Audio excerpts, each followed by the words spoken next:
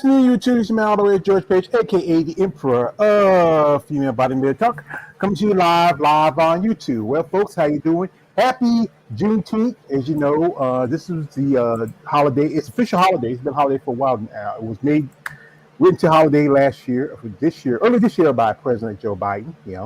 Way to go, Joe. And it's a holiday that we remember back in back in 1863. The Emancipation Proclamation was written, but slaves were officially free to 1865. So, and especially in Texas, and after that, there was the recreation of the South and all stuff like that. Black people had got a little more advantages back then, but still, keep changing the board and everything else. But anyway, I want to shout out to all my brothers and sisters out there. Happy June 13th, I hope everybody's holding strong. I hope you're enjoying this day. Right now, it just started raining here in North Carolina because it's coming down real hard. It's raining a good part of the weekend. So anyway, folks, we got my partner here, Ace Boom Coon, my man, my right-hand man, the hand of the emperor himself, Jen. Hello. And Jen is going to be here with us for a little bit. He's a busy young man. But you know what? I have another special guest. And it's good to have tit for tat on here. So we're gonna bring him in. He's a hater. Can't hate no more. And as the one, KL, the wonder, KL go against nature. Hey, what's up? Hey, what's up? Yeah, what's up? Oh, wait a minute. What happened? Sorry.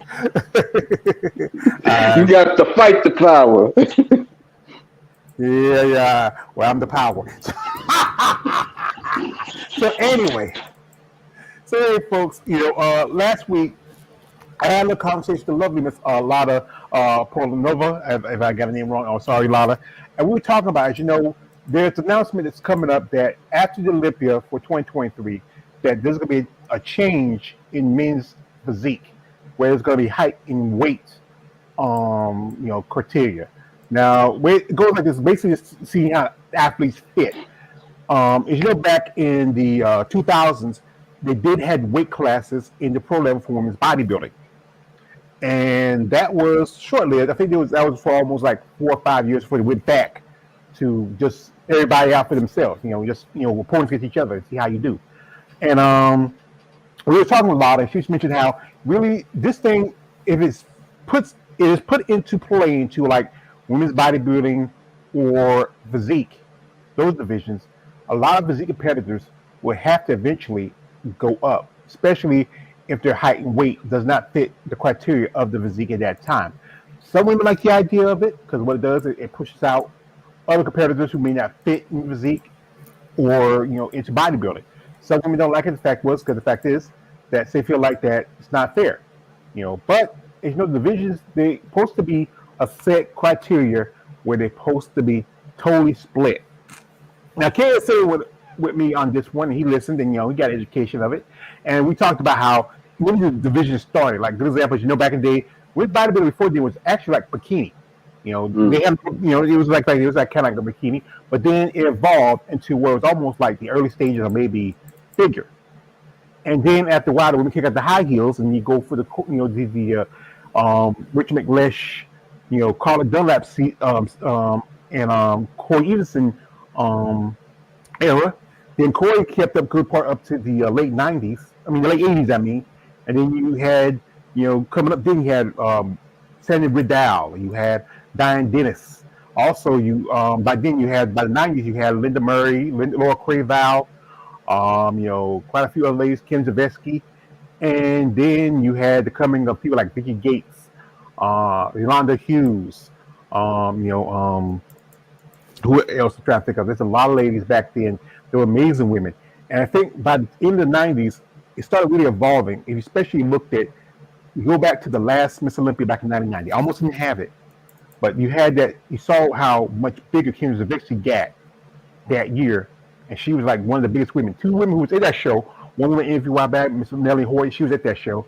And we were talking about this name. Melanie was talking that offline a while back. And that same year that I think Iris Kyle made her debut. They were probably the 2 smallest women back then. And then by 2000, they created the weight classes where you had lightweight and heavyweight.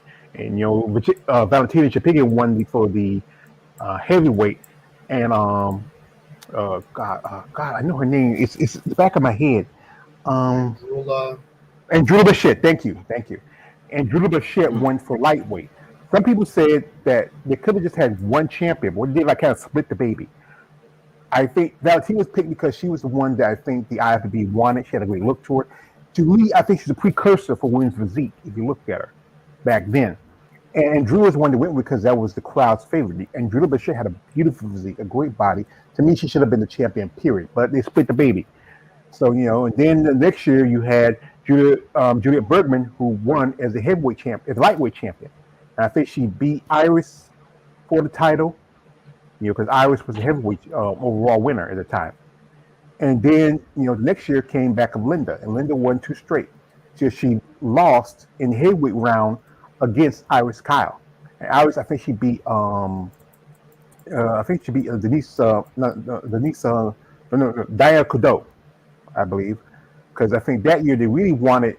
Well, I was hearing somebody told me that they wanted Denise Messino, but back then the ladies were wearing little costumes, and Denise had this fetish mask thing, like spikes, kind of like some out of fetish, kind of like what's that movie, Pinhead from the Hellraiser thing, Yeah. and they didn't like that because this is a lady who told me that they didn't like that. They wanted Denise Messino because Denise Messino was very, you know Denise Messino, very attractive. She was Latina, big jugs, beautiful woman, great physique.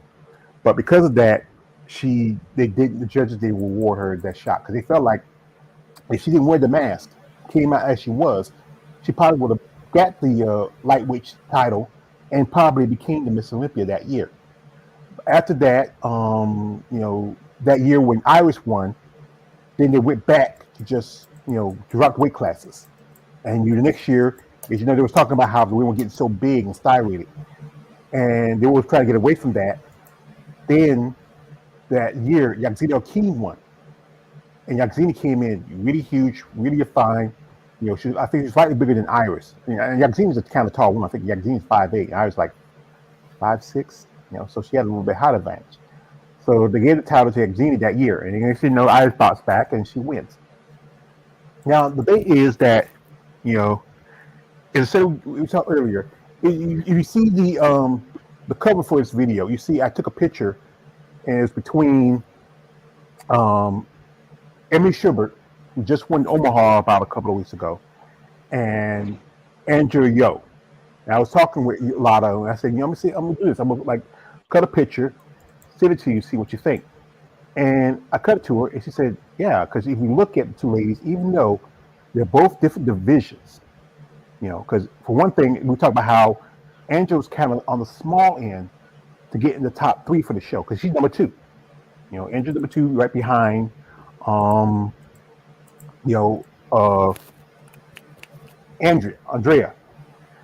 But it's just about what do they want to see in these divisions, and would this, like I said, would it fit? Would this push out one division? Would it just finalize it? This is something we want to talk about. So I'll pull this picture real quick that I made, and I posted. I sent it to Lotta. Give me a second, and it really makes you think the difference between these two women. Not so much, because I think about the same height. I know Angela's like about 5'2", 5'3", and I think I heard that Emily's like 5'1". Now, if you look at it, some aspects, especially the upper body part, the shoulders about like good lack division, even the waist is a little bit tapered, but I think Angela's a little thicker in the waist compared to Emily, and Emily's quads are way bigger. The thing is about, I had talked about the muscle bellies, the size, the bulk of the muscle. And I think that's one thing I think Emily's just close to, but she's not there yet. So, we got right here, we got something from this, my man Sean Miller. And Sean said, Ann Moon looks like an open class bodybuilder from the back. And I mentioned that about Ann Moon. I even said it to her, she ever think about going over to his bodybuilding in the past. And she said no, because the fact that she's from France, Bodybuilding's not that very popular in most parts in Europe, especially in countries like with a very um, much masculine feel to it. Especially France is more open, but still is still a very more you know ideology of what women should be, especially you talk about Mm. French. But let me pull a picture. I remember I saw this on there was a female bodybuilding channel. They posted like pictures of I think it was from the Vancouver Island show. And let me go here quick. Let's see. And yeah, is this a I think I showed the picture before. And here it is. And it is Anne Moon. And you're looking from the back. Her back is just, she slightly, her like I said, her skin was slightly quads insertions in the back. Her, also look at her glutes. Her back is really thick and really marbly.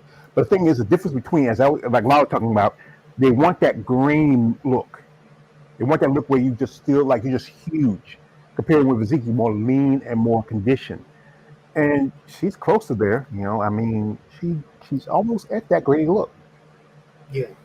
hmm So as you have here these two gentlemen, I want to ask y'all questions. What is your mind about if they would ever consider bringing back weight classes, or like I said, with the criteria which they put into each division to see how the women fit. Especially, I think physique. I think is a transition division for women who are either they're at the level where they could be bodybuilders or they'll stay in the division. I mean, I'm all for having weight classes and anything like that. I mean, they already have it for amateur levels, but yeah, maybe have light, middle, and heavyweight classes. I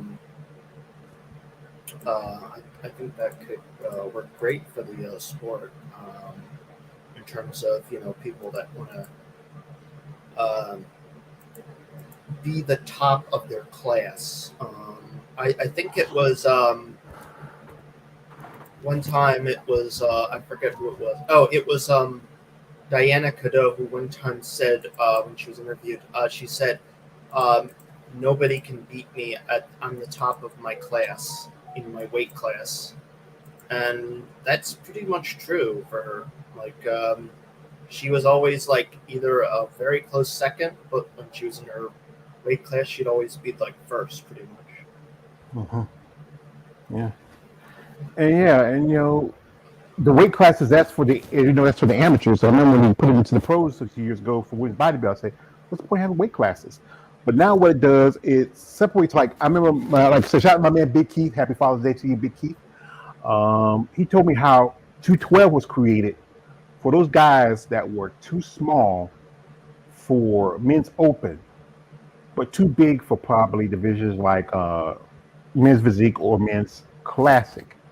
And then the men's classics for those guys where they created that division because it's a throwback to men's bodybuilding. So like the Frank Zanes, the Steve Reeves, the Arnold Schwarzeneggers, the Sergio Olivier's, back to those guys. And let's talk about. I mean, a lot say, well, why not they? We talk about how maybe should make a women's classic.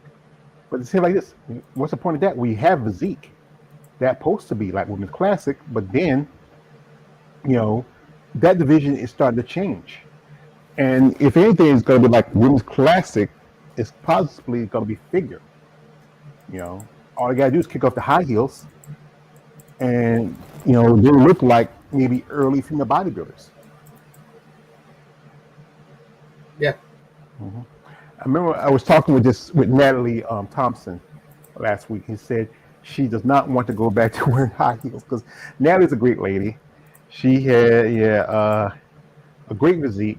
I think it's more naturally leaner. She's not as dense. She has she's a bit. I will say maybe for physique she might be on the small size but she's much older. She's like in her late 40s, almost 50. And sometimes you get older, you don't really your body doesn't depend on the person. As your type of person who has very heavy metabolism, you can't really put on bulk, or you're like someone who can. Like good example, Sarah Priyami. Ever since she switched over from physique to bodybuilding, she put on a lot of size. I think and like Natalia, she had kids. She had children. Natalia said in her interview how she said that she was over 60 pounds because she had her two kids, and with Sherry, she had 3 kids. And I think when you get to close to your 50s, no, actually close to your 40s, no, yeah, close to your 40s, your metabolism starts slowing down. So will there also be a factor of age with the height and weight thing too? I mean, because we already have masters. This is something for Sean McMillan. He just said this. Women's bodybuilding is sizable division. If Andrea Shaw doesn't win this year, then Natalia Kobaleva will be the Miss Olympia. I don't see. I like Natalia, but the thing is, she's not as symmetrical. The thing, like I said, while I talk to Steve, the things that would hurt her is that one fact is she's too huge on top. She doesn't have enough of the muscle belly, especially we hit past the legs. I think she has a great physique, and she put a good amount of size, but they're going to say that she's not even enough. And she might make the top 3. She might push out Hella. She might take second. And if Hella, and like I said, I think if Hella doesn't make the top 3 this year, I think Hella's going to retire.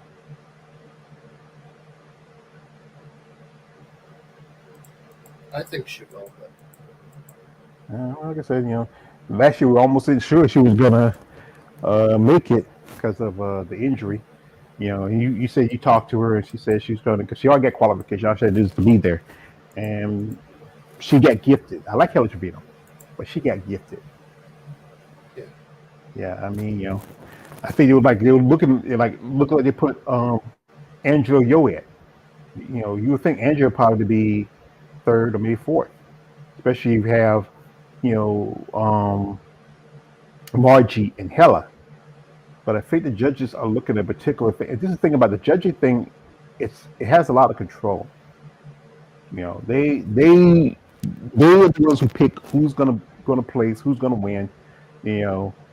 If somebody could beat Andrea Shaw, good for him. I mean, but I feel like, I don't know.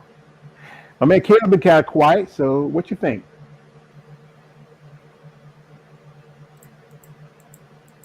Hello? he might be doing something. Yeah, maybe doing something, just came in, but I don't know. It's just, it's just. I think it's just right now. I think we're just sitting back and see how the men's division is going to do if they implement into the women's divisions. So hypothetically speaking, all right, let's just brainstorm this at the moment. If there was weight classes, would Andrea Shaw be the heavyweight and Angela Yao be the lightweight?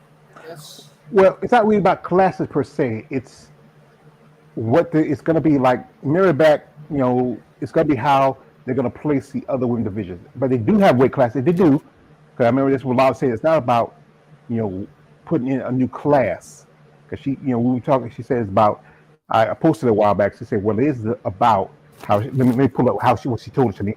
I think it's more about trying to set a criteria for each division, for the divisions per se, especially for the women's division, because they're going to have that criteria set for the men's. She's seeing for me. Somebody pull it up because she sent me. I posted it. She sent a message where it says, "Okay, here it is," and this is how she said. Wait a minute. I said, she posted on something, but I thought it would get it. I don't know what happened to it. It was I think it was in my it was a comment in one of my story things, but it didn't. I don't know why I didn't keep it. And that's all right. Forget about it. But that's how she said it. It's about not so much about weight classes, but that's one of the possibilities that they could do. But I think it's more about where they want to place certain competitors at. Who are especially in the physique division, and then it might also affect women's bodybuilding too. So he's back. Could see the crime. Yeah, my bad. I'm sorry about that, man. My headphones was dying out, so I had to get That's all right. That's why I still use the ones with the jacks too. I mean, I had a pair with they could charge, but I lost the charger, so I keep thinking I need to find it. You know, you Yep, know, and my 20 minutes is up. Unfortunately, I got to go.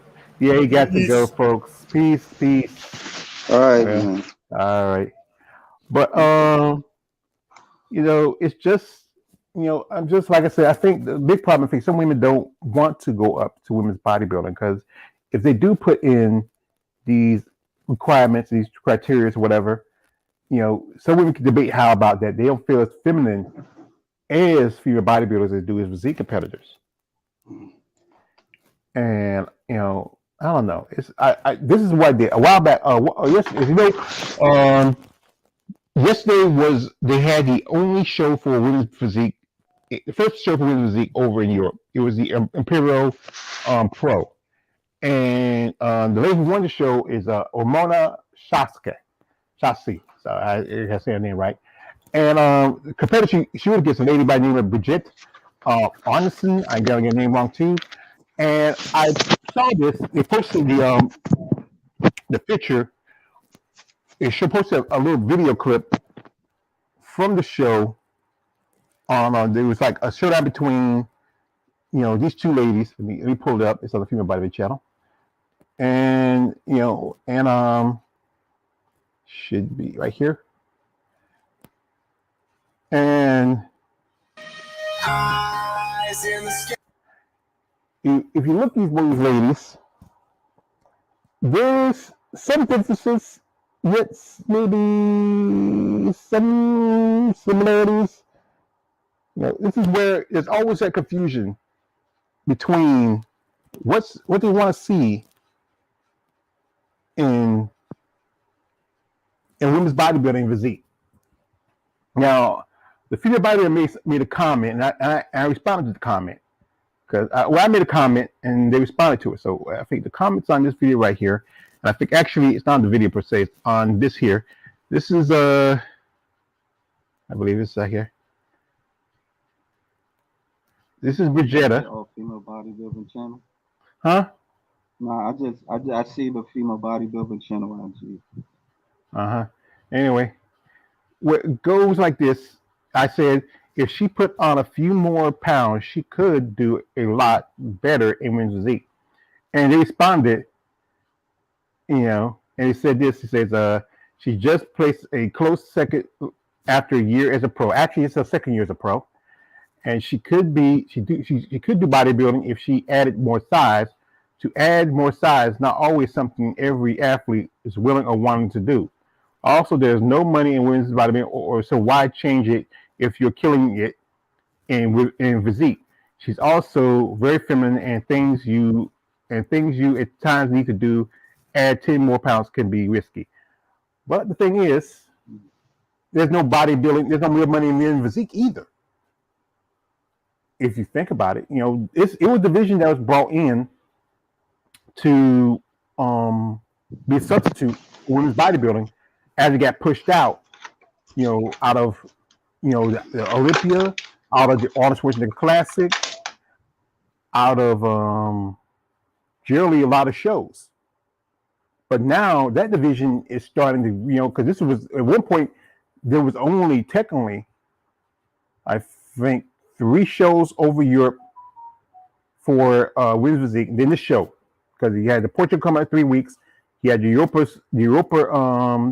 show in Spain, and remember Muscle Fest. And then this show here is the second show, actually the first show for the season for women's physique in Europe.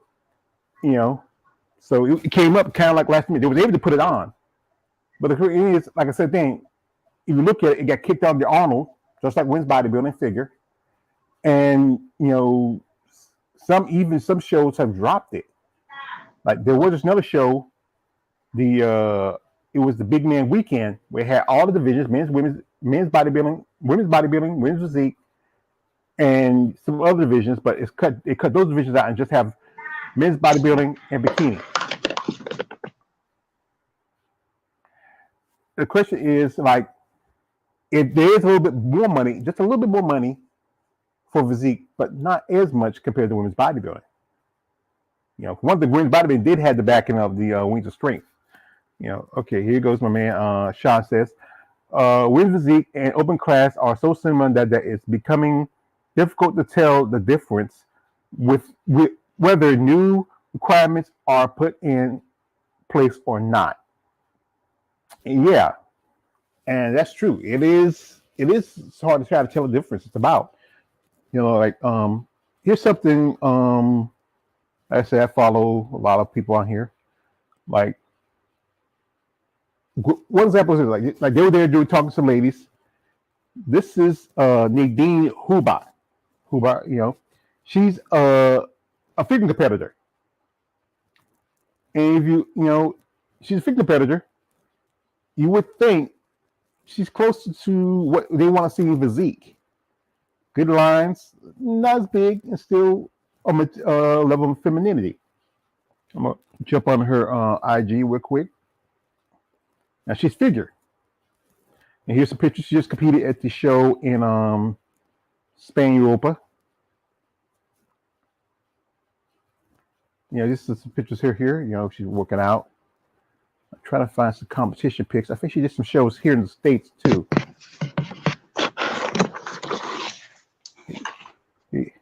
I think she did some shows here in the States. I believe she did. I think she did the Olympia. She qualified for Olympia last year's Olympia. And now this is figure. She's a figure competitor. And if you look at her, it wasn't for the high heels, you would think she was probably physique. Because with the figure girls, it's more about the back and the shoulders than it is, you have to come in more tapered. I think it's a look they want to see in physique.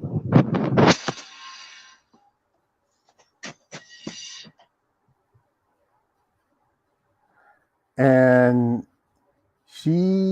I think she placed the top 3 this show, but with somebody else who won. It was another German competitor that won the Olympic qualification. Now I'm going back here to my channel, and this is the lady who, well, it's not seriously. Let's see. And this is the lady who won the show. Congratulations to her, Ramona.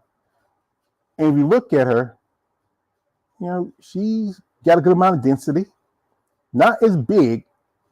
Look at her arms a lot longer.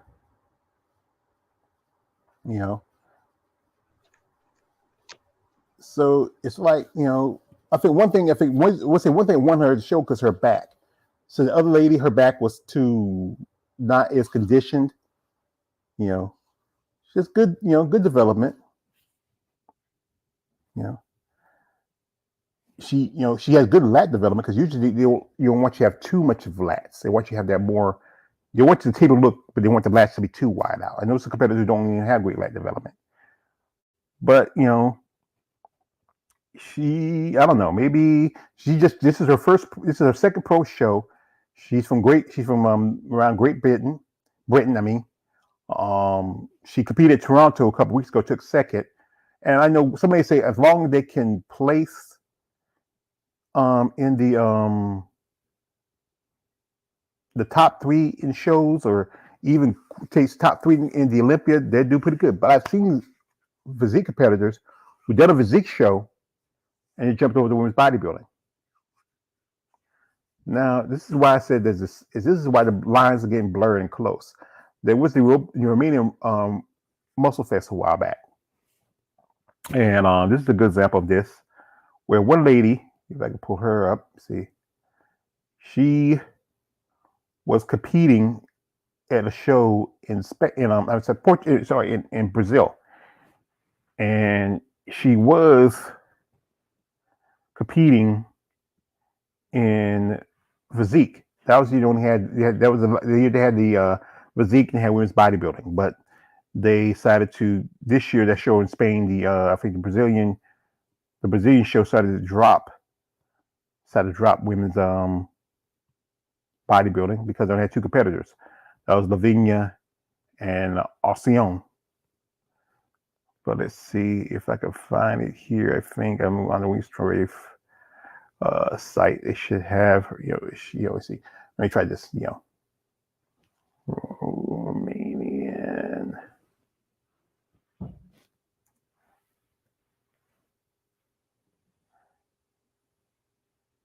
Here we go. I pull it up. Let's see. She has some pictures for the show.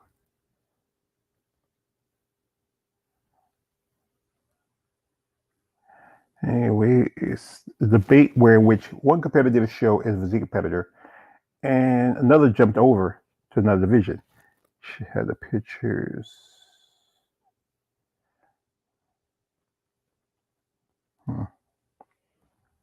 And that same show, a lady earned her pro card. Yeah, I think this is AFC. A lady earned her pro card in as both women's bodybuilding and women's physique. Let's see. Should have it. Let me pull it up.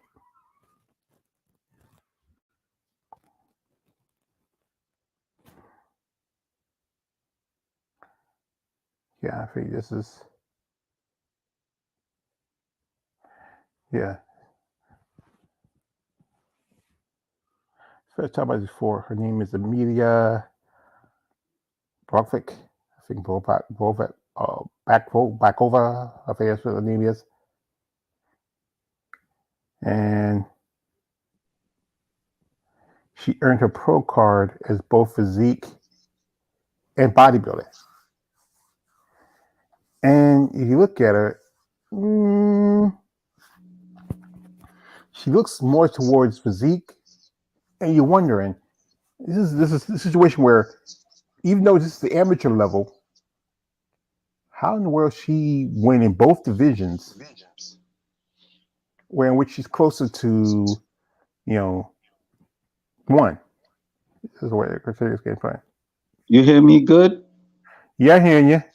Oh, I'm not sounding echoey or anything like that, or yeah, I think you're not wearing your headphones. I'm hearing my voice popping back at me. Oh, I gotta take these headphones off. I'm putting it. If you get the headphones on, you're supposed to be hearing them. There you go. Oh, you just muting. So you can hear me now? I can hear you. No, I'm just saying you don't hear no echoey. Yeah, stuff? I do. I do hear my voice bouncing back. Okay, then I'm gonna have to take my headphones because for some reason that always happen. I don't know. I got these headphones. I'm thinking, let me take them off. Let me take them off.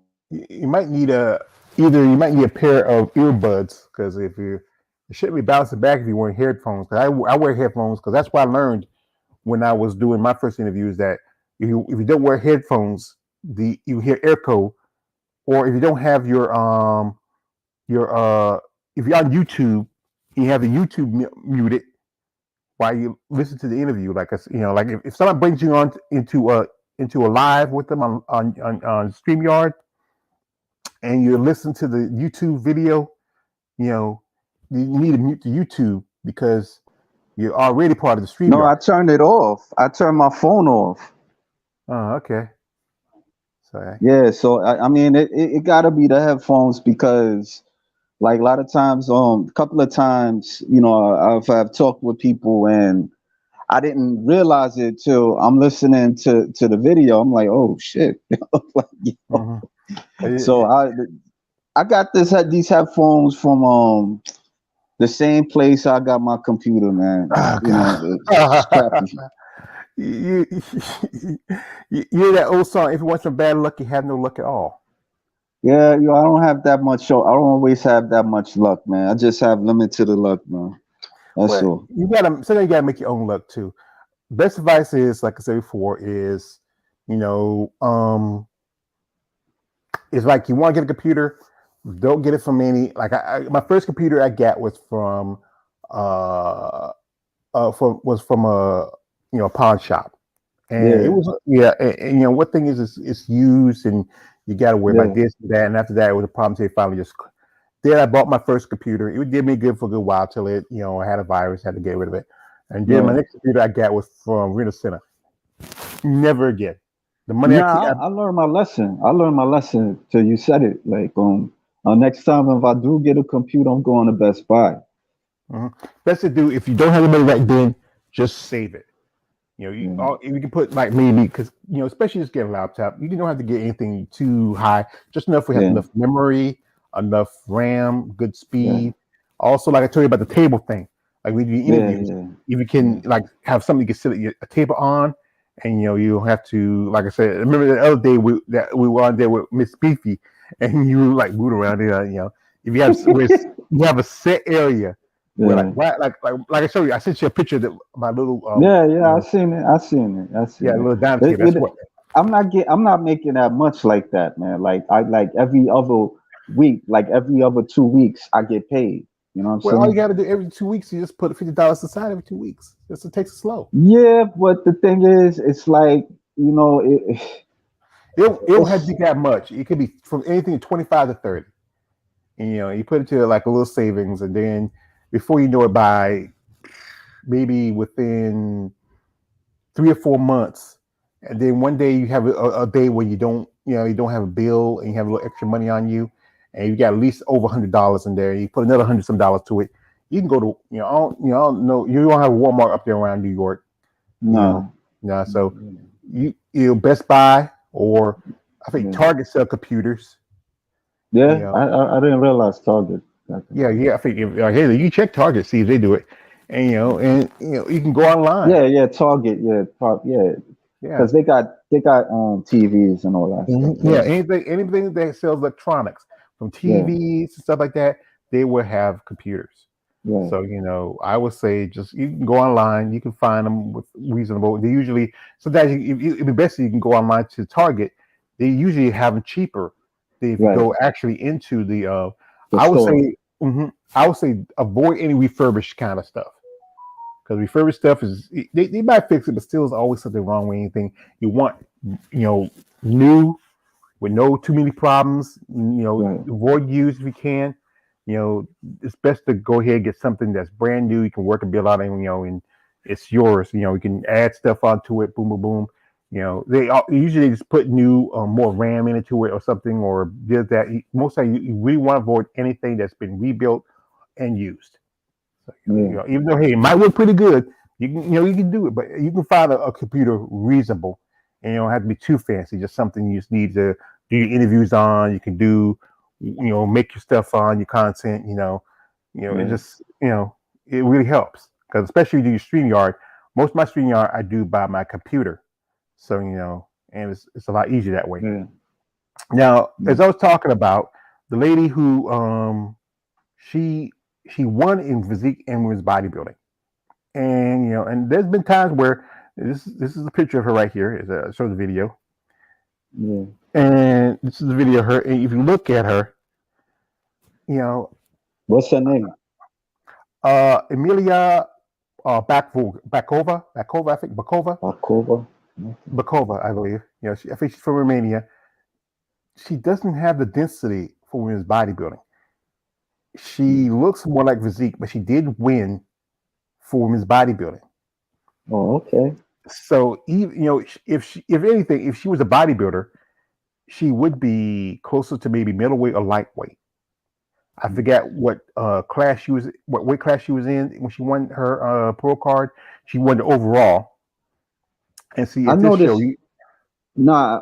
Real quick. I noticed that the Europeans they do like more than one division. They hop on like not they too do not on too often. physique. Well, some do, but many of them don't do it enough because just had No. this is they just had a show where I think it was at the same event in Spain where they didn't have enough physique or women's bodybuilding competitors to Oh, compete okay. to earn up to win the original show. Oh, You know, and I would say many of the Europeans who don't want it, especially European women, don't want to do bodybuilding because they feel like that it's not feminine enough. They always bring up the thing about femininity thing. Here's the thing: femininity, I know, is a factor they consider, but then, like I said, as an athlete, and you know you're an athlete, you're gonna grow and develop. If you don't want to get any bigger, then cut your diet down, cut back on your weight, cut back on how much weight you take, and cut back on everything else because you want to put yourself to a limit. You know, if you're going to keep growing, you're going to put on the size, you can put on the weight. You know, if you feel like you get too big or you don't want to go to bodybuilding, then either do this, either cut back on all your training, or go to another division like figure, because she probably could do figure from the pictures. Just probably she's got to really come a little bit more tighter. And I was telling one lady I did an interview with, she lives over in the overseas. I said, why did you do the show? She probably could have won her pro card at that show, especially if they had the person that fit the criteria for women's bodybuilding. I think this gives to the other lady because I remember I did an interview with Natalie. She competed in the same show. Natalie Vaughn. She competed in the same show at Romania last year. And I think she was competing in I think she did physique and bodybuilding. I think she competed as I think it was a lightweight in bodybuilding. I forgot how she played. She told me. I think I asked. But if you feel like I keep saying this, if you feel like you may have a chance, especially if you just like if there are tons of women's physique competitors and only so few women bodybuilders, all you need is just enough. Just to jump over to women's bodybuilding and see if you can probably get your pro card. Because if you do a pro qualifier and there's nobody else for competition, you don't get your pro card because you don't have no competition. You know how hard it is to get your pro card. And some do more. I think more of the American competitors would double dip than the European competitors. Because I've seen women who do bodybuilding. I've seen women do physique too. Some even do physique, and some do figure. Because they want to see. I want to broaden my chances. And they charge you to compete because you have to pay for entry fee for both divisions. So I know Vale say I don't want to go free because I feel I don't want to be fair. I won't be fair feminine. I won't feel feminine. But if you look at the women now, when you get to pro level, and you look at the women now in physique, you're gonna be undersized. So you either got a choice. Hey, you don't have to. You don't have to compete as this division. You compete in the division that fits for you. If you are if you earn your pro card as a bodybuilder, but look more like a physique competitor, compete in physique. If you own pro card as a physique competitor, but you look more like a figure competitor, then do figure. But if you're a woman who looks like you're a bodybuilder, then do bodybuilding. Or you want to do bodybuilding, that's your choice. I would say just pick, you can, like I said, you can double dip if you like. Or I said again, if there's a pro qualifier, and there's enough of you women who see like, okay, if there's 30 some women in physique, and it's a long line, and you look over there, there's only so few women in bodybuilding. I would say learn the poses in women's bodybuilding, and then you say, okay, I'm gonna go ahead and do physique, but also do women's bodybuilding, see my chance. All you need is just enough competitors in each class. If you get 3 or more competitors in heavyweight class, 3 or more in lightweight class, 3 or more in the middleweight class, that's enough people. And all you gotta do is win the overall. Or like I said, it's sometimes like if they just had a show, which was the Junior Nationals, this weekend also. One lady who I interviewed, she took second in the I think it was the A class. And the other 2 women who each that won for their class earned their pro card, and the one was the overall winner.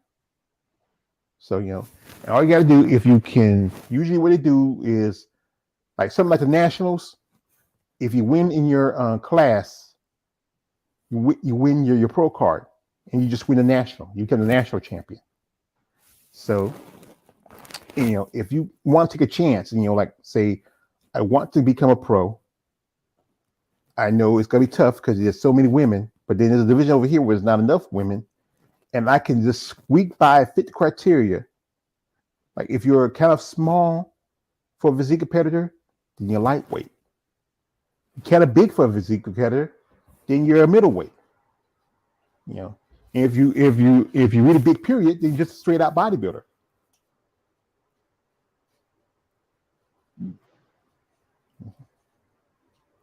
So I know the debate is all about femininity, but look at Andrea Shaw. She's a beautiful woman.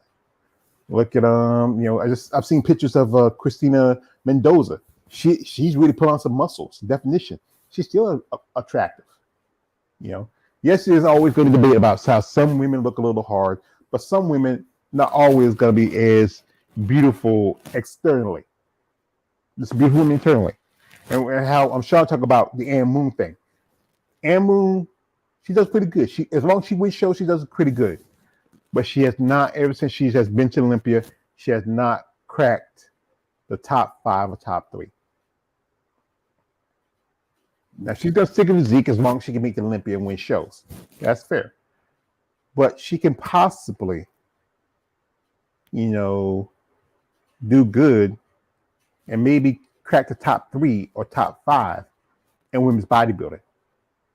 There's a picture of her standing with Julia Wetzel at Toronto Pro. Let me see. I think I can find that picture. I think it's on Julia's website. On her IG. There's a picture of her with Julia Wetzel at the not at the Vancouver Island show. If I can find it. And her and Julia are about the same height. I think Julia about 5'8", 5'9". Same thing with Ann. And you remember Julia was one point. Julia was physique. She had a pro card physique. She competed the same show along with Jada Beverly. I will find that picture. But I do have a picture of Ann. Well, here's a picture of Ann right here. I just found this picture of Ann for the show. We'll pull it real quick. And she's from France. And she's from France. And moved France along with Bob Marjan. Right there, sitting right there is she's sitting right there across from Ann. That's Mona Persillet. Now, Mona, I don't think Mona's competing this year because I hadn't seen anything. She hadn't posted anything. She ain't even signed for the Rise in Phoenix show.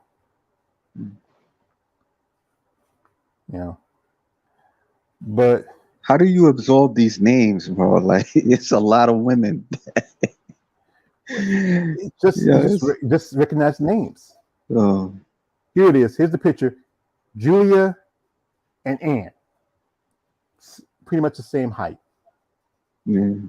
I think if you look around by Ann's shoulders, she has those muscle bellies. She has more size in her shoulders compared to Julia.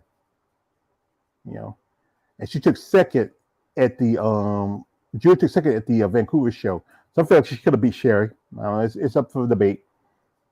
And won that show, which earned her, I think, her 3rd or 4th Olympic qualification. I think her 4th.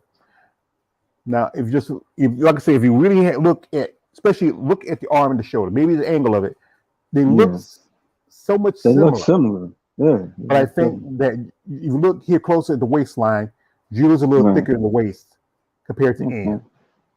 All right. Ann has that. Ann has the more tapered in waist. And this is Ann with one competitor. That's Michelle Stevens. She's also about the same height. Even though they look, if you wouldn't think of it, you wouldn't think physique. You would think women's bodybuilding. They're both, because they're both tall women, tall, big women. Ann's very popular, And here's a picture of Ann here. How this is what I think what Ann stands on, the fact that she has the more smaller tapered in waist. She has, look at her shoulders. Look at she has a good V taper, kind of like Natalia, but Ann's a little taller and thicker. You look at the pictures, more styration in the glutes. They want women in physique to have too much styration, meaning they don't want the too much muscle being seen under the skin. So she has the styration. She has styrations in her glutes. You can really look at it. Yeah, okay. Yeah. See how her butt, her glutes are more vascular. Yeah. They want that softer, leaner look. Like I said, she has, look at her shoulders. Look how her shoulders are. Look how how she's more tapered in. Look how much smaller her waist is. She does have a broad back. See the video here, Ann. I think Ann's just a good example of, what the criteria you want to see, because she's tall. I think she's like Ann. I believe Ann's like about 5'8", 5'7", maybe. I'm trying to remember. And I think this is where I think they might use her as a measuring stick for words you compare her to someone like Natalia Coelho. I think she's a little bigger in the quads, but the fact that she says she doesn't want to go up to women's bodybuilding because she want to put on the muscle. And I respect that, I understand that, but it's just a debate that she could, but it's up to her. But actually, Ann has an amazing body. I would love to interview her. I don't know if she ever got to interview her. Barbara Majan. I think she does speak some English. Barbara speaks pretty good English. But Ann has a great look to her. She, still feminine look to her. Good amount of muscle. Good development. If she can, like I said again, if she can crack the top 3 at the Olympia. And this is from the Olympia last year. This is some pictures from the Olympia. I think she took 6 or 7 at the show. And then if you go look at someone like, okay, let me pull her up. I can find her. Damn, that butt is like hard. That butt, I'm looking at her glutes. Yeah, because that's gyration when you're really vascular and your muscles are popping. Let me see. Let me pull her up. She's here somewhere. I got her. There she goes. Now we're going to look at one of my favorites. You know what I'm talking about? The GOAT. Yes, the GOAT. Now this is why I say that the possibility that the tire may not be Andrea. Because if you look at Andrea, look at her triceps, her shoulders. Okay. She has good lat development, good size of the quads. She's a little bit more structurally even. She has even a good taper. And this is where and she's not as even though she's kind of big, she's big.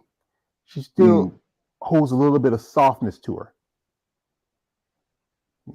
She's not too styrated. I think one thing is her legs has won her placing, because a lot of girls are a bit uneven. Some girls are a little bottom heavy. Some girls are a little not as heavy. So what makes her? I'm sorry, but what makes her? What makes them always picking her? Because the legs and everything is just aligned together. She's just, like I said again, she's just more complete. That's why they pick her as more often, because she has that complete look. Still very feminine look to her, very attractive woman. Yeah, she is. Good amount of muscle. Now Natalia, one thing about Natalia is she don't smile enough. She has that look on her face, always like I noticed that she has that. Yeah. Even though she has a great physique, one thing about her is that, and this is why I say I'm not a big fan of breast implants. It do take away from the rest of the physique, because she looks some good some pictures here, but it does kind of like the glutes here, not as styrated, as Andrea, but she might change that, because we have at least another 3 or 4 months till the Olympia, and she might change that. She might make those improvements. But I think the thing that the things that do kind of hurt her is that there's a little more attention to her upper half than her lower half. Yeah, she is a bit of the top heavy. I think I said again, breast implant, good there, it's good for a purpose, but they can take away attention from overall physique. When you focus more, you really want a good focus on your shoulders, your traps, your lats, your legs. You want to look at those assertions, and even like some like there's like Julia right here. She looks pretty good. She could have did pretty good. She was sick at that show, but she didn't come as tight. She looked at it. Now you look at her legs. Not a lot of size. She's still a bit on the size, you know. But if she can bring in her size just a little more, just come in, just like I said, just work on conditioning, bring on her size. The boobs thing we can't do much about now because she's already got them. But she's really has evolved. This is a younger picture. She kind of looks like old girl from The Matrix. You mean The Fifth Element? Fifth Element. Oh, I'm sorry, Fifth Element. Yeah. I say Matrix. I like The Fifth Element. I mean, I like the part with the fight scene when she fighting those guys in the opera singer's room. Yeah, that's a good movie. Yeah. When you look at it now, it looked kind of like what they was thinking. But it's entertaining. I never get tired of looking at it. But like you're looking at it, it's like some cheap, cheap imitation of Star Wars a little bit. I would say Star Wars. Yeah.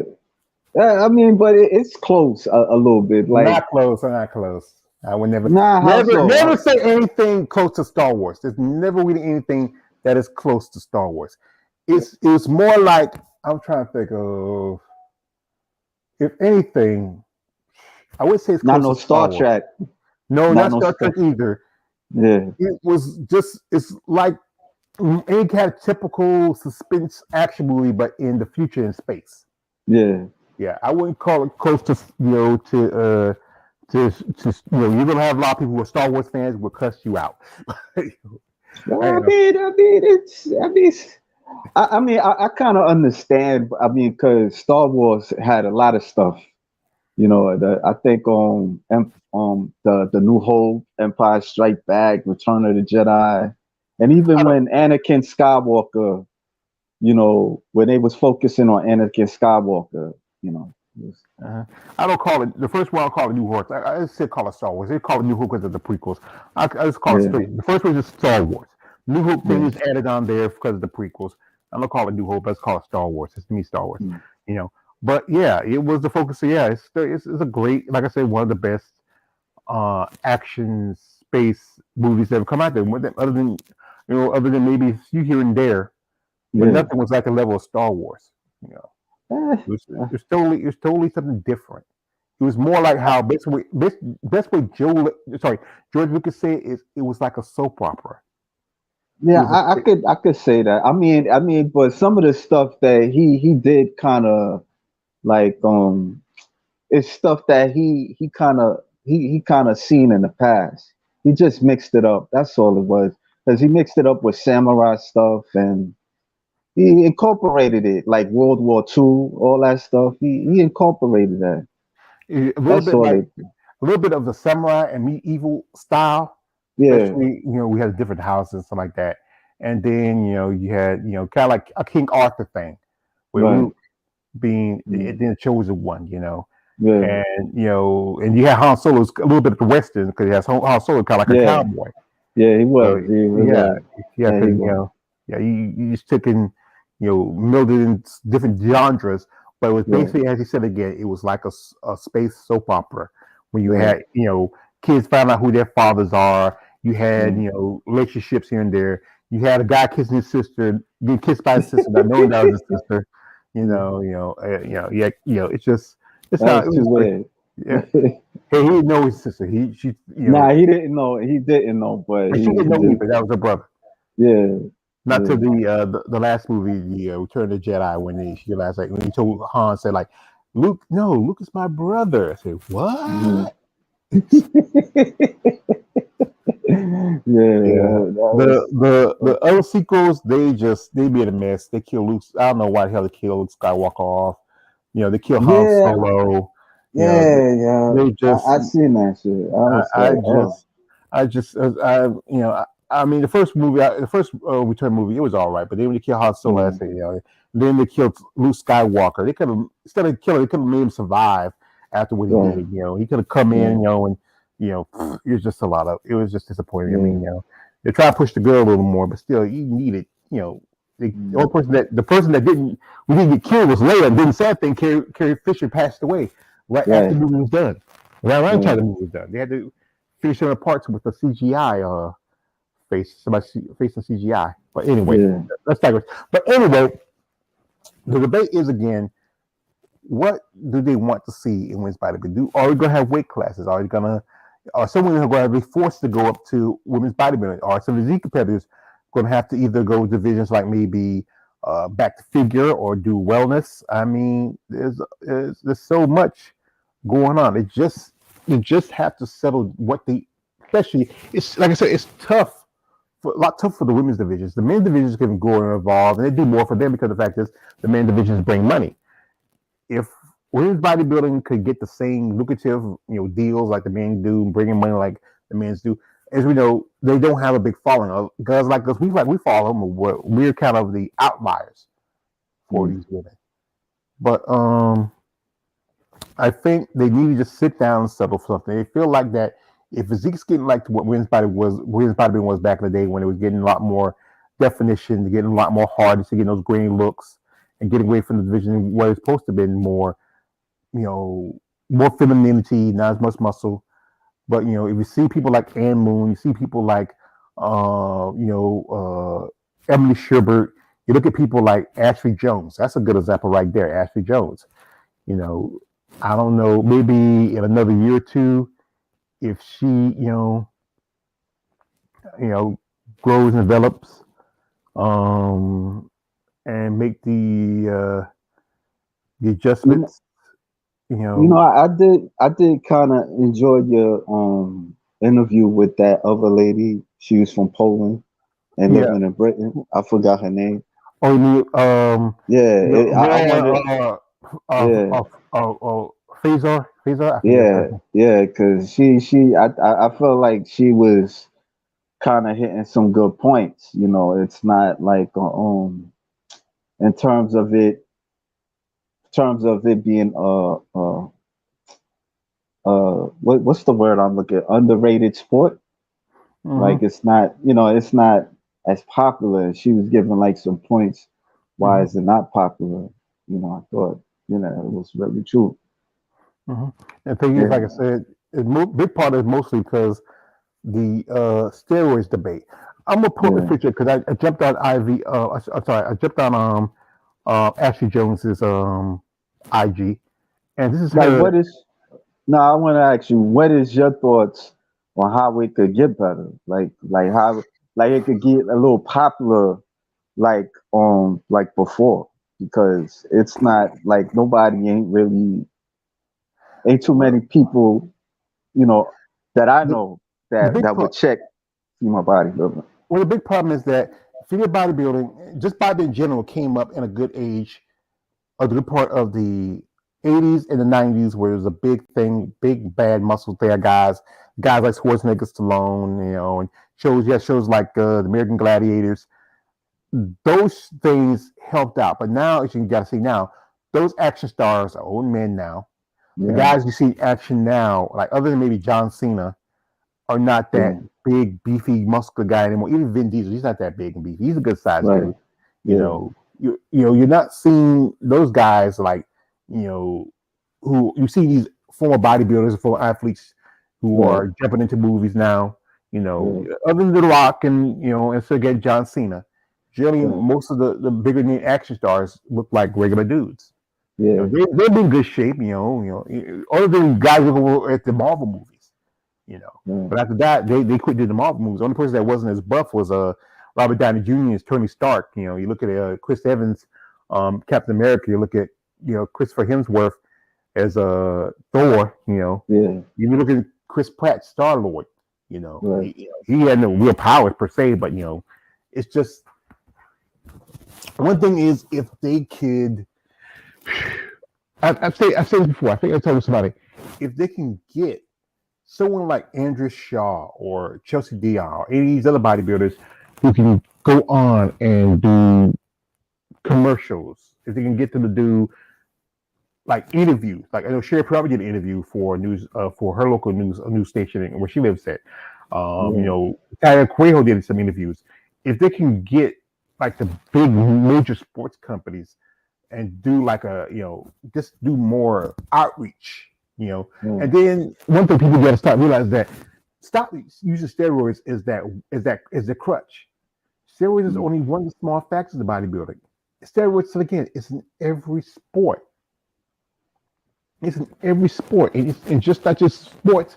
Ballerinas use steroids. I remember this guy who he talked about how generally most of the big Hollywood actors use her Dolph Lundgren. You know, he's going through Yeah, cancer I because watched that documentary. Yeah, he didn't know he was he was suspecting it was steroids because yeah, he was using it. He didn't know where how he got the cancer and stuff. I was watching that yeah. documentary. Steroids can either give you Yeah, cancer, it can affect your heart. It's a lot of things because you know when you yeah, build a lot of muscle into a body, and even muscle can really do a lot of things just as much as fat. See, muscle's a little more solid compared to fat. Fat's a little more fluid. There's a little more space yeah, to it. Muscle's a little more solid. So, like yeah, this is why I learned. So you say, tell me like that. The body can't tell the difference between the both because it's just gonna be heavy. If you like drop a little muscle, drop a little weight, that's good, you know. But what to do is mostly if they can do some outreach stuff and get people to understand that it's a sport. You know, people's gonna be prejudiced against it. Especially when dealing with women who are yeah. putting on muscle. Society does not like it. It's just something they're just not comfortable with seeing women with muscle. And you know, and there's always that thing about this comments to me like, "Oh, you're trying to be a man." No, these women are not trying to be a man. You can't be. There's nothing. Even if you do the aspects of yes, especially some of the stuff you take, it Well, does. all due respect, some of them kind of imitate as a man, like Can't like imitate no being a man. disrespect, Being a man is huh? not. Being a man is not by look. It's about being who you are as a man. No, Yes, you I'm can look like just a. saying, like the appearance. You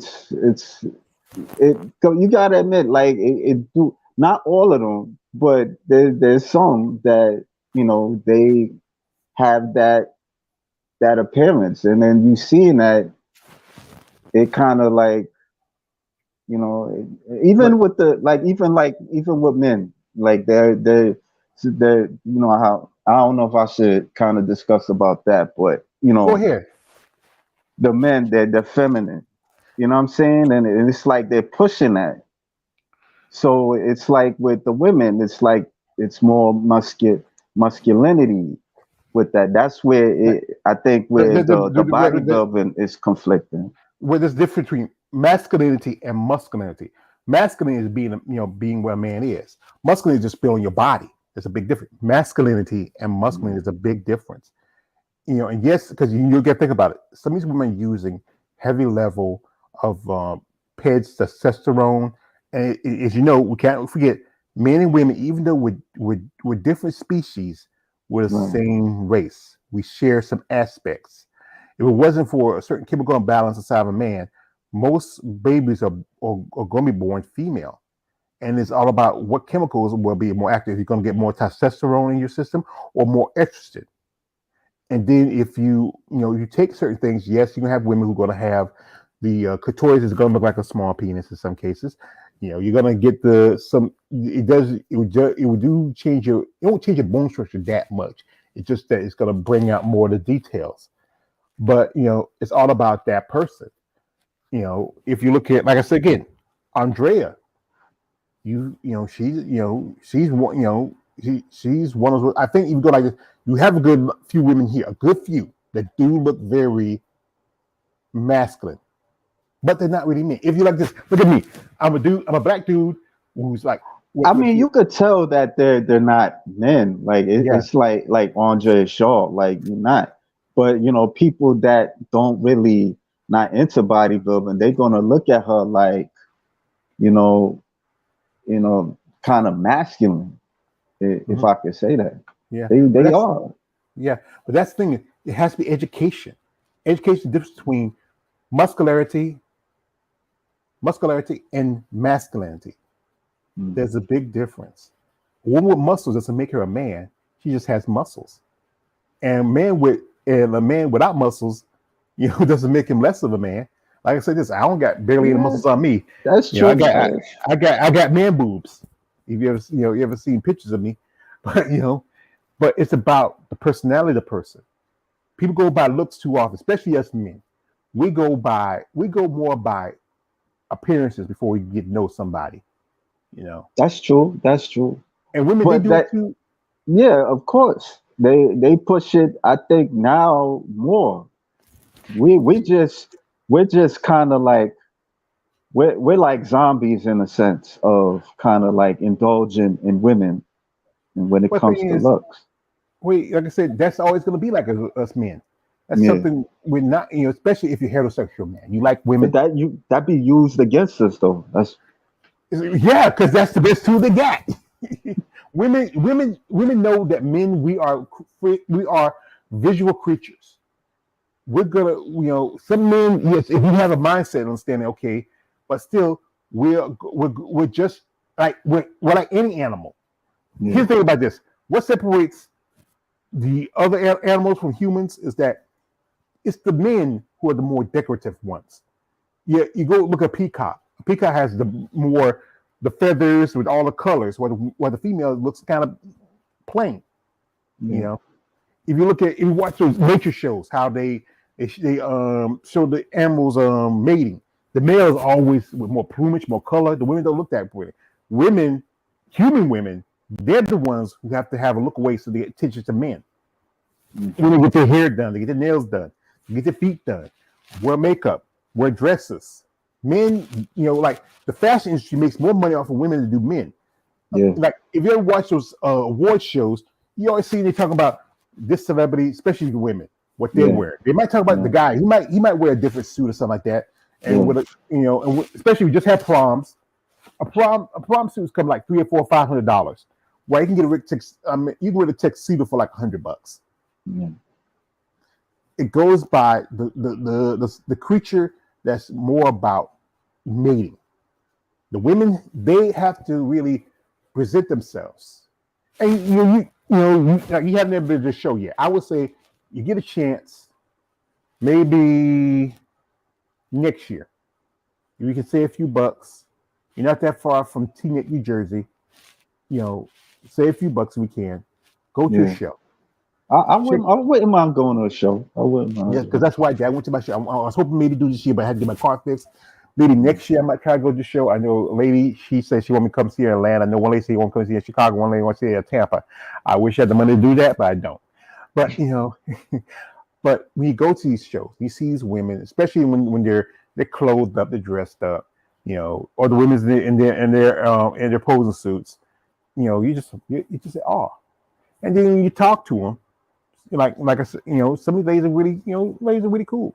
You know, Yeah. you know. Sometimes you might catch them on a bad time, especially they're hangry, they just got off the stage, they're Oh depleted of boy. carbs. You know, they try to be nice as they can, but like anything, people Yeah. got to realize they're still women. Like I Yeah, still have, I understand. You're right. You're right about that. You're right. yeah. Yeah. Like I had quite a few conversations with some of these ladies. We used to talk about things, in interviews we talk about this, and I tell them, you are beautiful. You may not be the beauty that is the standard. You know Yeah. what guys want to see is a woman like nice hair, full lips, full hips, big boobs, Yeah. big booty. Well, some guys don't like big. Some guys like girls who like pencil sticks with like imagine like someone with the tightest boobs built Right. like olive oil. Right. Yeah, that's what some guys like. I'm sorry, that's what they call lollipops. You're big on the top, but everything's just a stick on the bottom. You I know, I, mean, for me, I always been attracted to them like since I was a teenager because I would see like them in newsstands, like the magazines, and it was like I don't know, it just kind of like caught my attention because it just kind of reminded me of them being like superheroes and stuff like that. yeah. Even with the men a little bit, but more with the females. Kind of like just looking at them and then getting little urges there and there. Well, So hey, brother, it's just it's how it is sometimes. As men, we like. Tell you like again. I like female bodybuilders, big fatties ladies. They have amazing physiques. But also, I like women who are like full figure. I grew up in the South. yeah, And I see women like this. I work in a strip club. I see women like this. with a little full figure, a little wider the hip, thicker than the waist, you know, But then when I got the opportunity to go to my first show, and actually when I got the opportunity to see my first from bodybuilder, it was just something for me, to like even when I got to meet with Shauna Boswell. Yeah. That was just, I got to be, this is really, amazingly. I interviewed a while back, talked to her, really cool. Got to meet some other ladies, at the event we had back, like this coming, it was like last year at July, that weekend for 4th of July, that Saturday. I like Glenn. Glenn should have did a thing like maybe the week after. I mean, probably was the best time you can get, Rashana, but you really don't want to have any kind of event on 4th of July weekend. Right. Yeah, because more people be. It was good. The people that came were really cool, except for one person. I'm not gonna talk about her anymore. But but it's about what you like, and don't let nobody shame you about your preference. It's just your preference. What somebody likes not is saying is what you like, and what they like is not saying what they like. Everybody but has. that's true. But then it's like, people they're very funny and stuff like that. So I mean, That's the thing. People are always funny. The point is, it's you. It's you. What makes you happy makes you happy. yeah, It shouldn't make you. It shouldn't. What does if somebody doesn't like it, that's their problem, not yours. yeah, yeah, Yeah, like I said, there are some amazing people. Like I said, if they're doing, there's some ladies who I have some fond connection with. Some ladies, I just moved on and just, I'm not wasting my time with them because either they have an issue or something like that, or just whatever. yeah, But if you are somebody who's generally a fan of these ladies, let them know. But don't, like I said again, don't be that weird guy. But like I said again, they are kind of they kind of get a bit jaded because they have to deal with people's prejudices, have to deal with people's society's prejudices, and they're trying to do something they love. This in this sense, this sport is not a lot of money in it, and they're in some way they're risking their health, their life. It's a extreme sport, but they do it yeah, because they love it. And then when people like myself and you and others who recognize it, they love that. In fact, we recognize them and yeah. show them Some that of them, respect. some of But them. some, I would say a few don't like it, but many do. So Well, the some I of the get back to you on that many. well, I'll get back I to would say you. I was like this: the few that don't like it, that's on them. But many of them do because the fact is, there's not enough people that support them. Yeah, Especially in their own family. That's the tough part. The family person love you for there should be no when it comes to love, there should be no, you know, rules or criteria or anything. Your family is the people that should love you the most, no matter what. And sometimes, especially this is one point, like people when you talk about the whole thing about people pushing people who even gay, fair trade back. But the fact is you can't help who you are. mm, That's just who you are. If I know people say that if they could be like everybody else, they would be. But if everybody was like everybody else, this would be a boring world. You know, everybody has to be people that's different. Even those people are different, it's a hard time. But we, love who you are. So some things, there's some things I need. I wish I could fix for myself. Like being a little bit overweight. I've been working on that, but still, I still have little habits that fall back. But I'm starting to work on that. It takes time. yeah, And you know what you're doing. Like you're talking to these ladies and you're reaching out to them, and you're still learning. You're growing as a content maker. But they do like when they really talk about them, give them because what it does. Like sometimes I'm on IG because I got nothing else to mm, do. Like I'm working on yeah, something on IG. I see something, I send it to somebody, and like I was talking. Was it this morning? I was at the laundromat because I do my laundry, and then I was talking back for one lady. We're talking about some stuff. We just having a good talk. I hope you get her on when everything get cool with her. I hope you get her on for an interview. And sometimes we just talking on IG or sometimes every now and then I might call up and see how you're doing. It's just let them know that there's someone out there that supports them. Even if it's just as simple as nothing is just saying, like, I know you get some ladies that you get the emails. Send them a hi. Say, how you doing? You all right? Just checking up on you every now and then. Some will appreciate it, some will yeah, answer you back, some may not. I wouldn't worry about those that don't. Worry about the ones that do. Because those people, right, they generally need that support. They like sometimes I sing like I mean, was it one week I sent a lady something, and she said, "Thank you for sending this because you know what, I needed it because she was probably going through prep or something happened, and it's just sometimes it's just those little things that help. Women. Just say about women, no matter these. You could be just a regular Jane Q Comic or a big buff chick like Andrew Shaw. If you just let them know you care, and let them know that, and just send a little support, they appreciate it because the fact is they don't get enough of it. Said again.